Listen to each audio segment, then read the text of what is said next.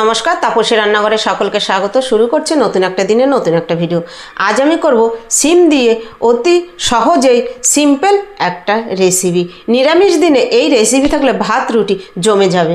গরম গরম ধোয়া ওঠা ভাতের সঙ্গে জাস্ট জমে যাবে। তাহলে চলুন এই রেসিপিটা আমি কিভাবে করছি আমার সঙ্গে থাকুন, প্রথম থেকে শেষ পর্যন্ত দেখতে থাকুন। এখানে আমি দেখুন সিম নিয়ে নিয়েছি। এবার সিমের যে এই যে দুপাশে যে আঁশগুলো হয় সেই আঁশগুলো আমি এভাবে ছাড়িয়ে নেব।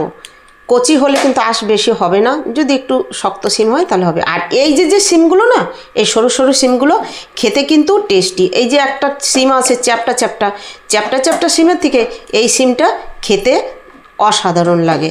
এই সিমটা সিদ্ধও হয়ে যায় খুব তাড়াতাড়ি আর খেতেও লাগে দারুণ। তাহলে আমি এইভাবে প্রত্যেকটা সিমকে কেটে, যেটা থেকে আঁশ বেরোবে, কেটে নিচ্ছি। দেখুন সিমগুলো সব আমি কেটে নিয়েছি। এবার আমি ভালো করে ধুয়ে নেব। সিম আমি ভালো করে ধুয়ে নিয়েছি। আমি এখানে পরিমাণে নিয়েছি 250 সিম। আপনারা বাড়িয়ে বা কমিয়ে নিয়ে রেসিপিটা করতে পারবেন। নিয়ে নিয়েছি একটা মিক্সির জার। এবার দিয়ে দিচ্ছি 1.5 চা চামচ সাদা সর্ষে, 2 চা চামচ পোস্ত, 5টা কাঁচা লঙ্কা। এগুলো আমি একসঙ্গে পেস্ট করে নেব। দেখুন প্রথমে আমি একটু শুকনো অবস্থায় জল দিয়ে দেইনি, শুকনো অবস্থায় একটু পেস্ট করে নিয়েছি। এবার জল দিয়ে একটা স্মুথ পেস্ট করে নেব। রান্নার জন্য কড়াই বসিয়ে গ্যাস জ্বেলে দিয়েছি। এবার দিয়ে দিচ্ছি আমি তেল। এখানে প্রথমে আমি 1 টেবিল চামচ তেল দিয়ে দিচ্ছি। তেলের মধ্যে আমি দিয়ে দিচ্ছি দেখুন সামান্য নুন আর সামান্য পরিমাণ হলুদ। আজ কিন্তু এখন আমি কমিয়ে রেখেছি। এই দিয়ে এবার দিয়ে দিচ্ছি আমি কেটে ধুয়ে রাখা সিম। এই সিম দিয়ে সিম আমি মাঝারি আঁচে 2 মিনিট একটু ভেজে নেব। দেখুন 2 মিনিট আমি ভেজে নিয়েছি। আমার কিন্তু সিমের কালার একটুকু চেঞ্জ হয়নি। এবার তেল ঝরিয়ে আমি তুলে নেব। তেলটা এরকম সাইড করে ঝরিয়ে দেখুন একটা প্লেট আমি তুলে নিচ্ছি। দেখুন 1/2 চামচের মতো তেল আছে, আর আমি আরও 1/2 টেবিল চামচের মতো তেল আমি এখানে দিয়ে দিচ্ছি। দিয়ে তেলটা গরম হওয়া পর্যন্ত একটু অপেক্ষা করব। তেল আমার গরম হয়ে গেছে। এবার দেখুন দিয়ে দিচ্ছি ছোট 1/2 চামচ কালো জিরে। আঁচ একদম কমিয়ে নিয়েছি। দিয়ে দিচ্ছি সামান্য একটু হলুদ,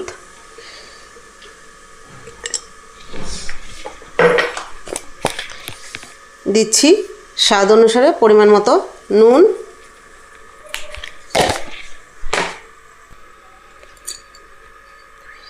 দিয়ে দিচ্ছি 1/2 চা চামচ লাল লঙ্কার গুঁড়ো। মশলাগুলো দিয়ে সামান্য একটু জল দিয়ে নিচ্ছি যাতে মশলাগুলো পুড়ে না যায়। দিয়ে আমি মশলাগুলো কাঁচা গন্ধ চলে যাওয়া পর্যন্ত একটু নেড়ে নিচ্ছি। দেখুন মশলাগুলো একটু নেড়ে নিয়েছি। এবার আমি দিয়ে দিচ্ছি আগের থেকে যে মিক্সিতে বেটে নিয়েছি পোস্ত, সর্ষে আর কাঁচা লঙ্কা, সেই মিশ্রণটি দিয়ে দিচ্ছি। এটা দিয়ে আমি 2 থেকে 3 মিনিট একটু একদম সিমি আঁচে একটু কষে নেব, এর কাঁচা গন্ধ চলে যাওয়া পর্যন্ত। এবার দিয়ে দিচ্ছি এই যে মিক্সির বাটি ধুয়ে নিয়ে একটু সামান্য জল এই মশলাটা কষে নেওয়ার জন্য। দেখুন আমি 3 মিনিটের মতো কষে নিয়েছি। এবার দিয়ে দিচ্ছি এখানে 1/2 চা চামচ চিনি। চিনিটা কিন্তু অবশ্যই দেবেন, না হলে টেস্টটা ভালো লাগবে না। আর আমি এখানে পোস্ত অ্যাড করেছি।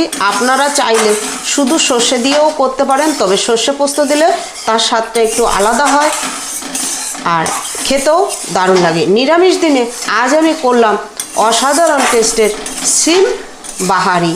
এই সিম বাহারি এভাবে একবার করে খেয়ে দেখবেন। আর আমার এই রেসিপিটা যদি আপনাদের ভালো লাগে, লাইক, কমেন্ট, সাবস্ক্রাইব করবেন। সাবস্ক্রাইব করে পাশে থাকা বেল আইকনটি প্রেস করে নোটিফিকেশনটি অন রাখবেন। যখনই আমি এরকম নিত্য নতুন ভিডিও আপলোড করব পৌঁছে যাবে সবার আগে আপনাদের কাছে। দেখুন চিনি দিয়ে ভালো করে কিন্তু আমি একটু নেড়ে চেড়ে নিয়েছি। এবার দেখুন কি সুন্দর তেল ছেড়ে এসছে। এবার আমি দিয়ে দিচ্ছি ভেজে রাখা সিম। এই সিম দিয়ে এবার এই মশলাটার সঙ্গে আমি ভালো করে মিশিয়ে নিচ্ছি। দেখুন সিমটা আমি পোস্ত শস্যের সঙ্গে সব কিছুর সঙ্গে ভালো করে কিন্তু মিশিয়ে নিয়েছি। আমার এই ভিডিওটা ভালো লাগলে অবশ্যই লাইক ও কমেন্ট করবেন। আপনাদের একটা লাইক একটা কমেন্ট আমার ভিডিও করতে উৎসাহ বাড়ায়। আর নতুন বন্ধুরা ভালোবেসে অবশ্যই আমাকে সাবস্ক্রাইব করে আমার পাশে থাকবেন। তাহলে আমি এখন কিন্তু এটার মধ্যে দিয়ে দেব সামান্য জল আমি এই দেখুন দিয়ে দিচ্ছি। এটাই খুব বেশি জলের দরকার নেই, এই পরিমাণ জল আমি দিয়েছি। আর এই রান্নাটায় ঢাকা দেওয়ার দরকার নেই। এবার আমি আঁচ মাঝারি করে দিয়ে তারপর আমি রান্না করে নেব। এই পর্যায়ে আমি দিয়ে দিচ্ছি 3টে চেরা কাঁচা লঙ্কা। এই চেরা কাঁচা লঙ্কাটা দিলে আলাদা একটা সেন্ট হয়।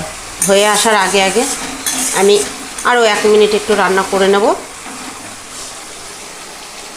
দেখুন আমার রেসিপি কিন্তু কমপ্লিট।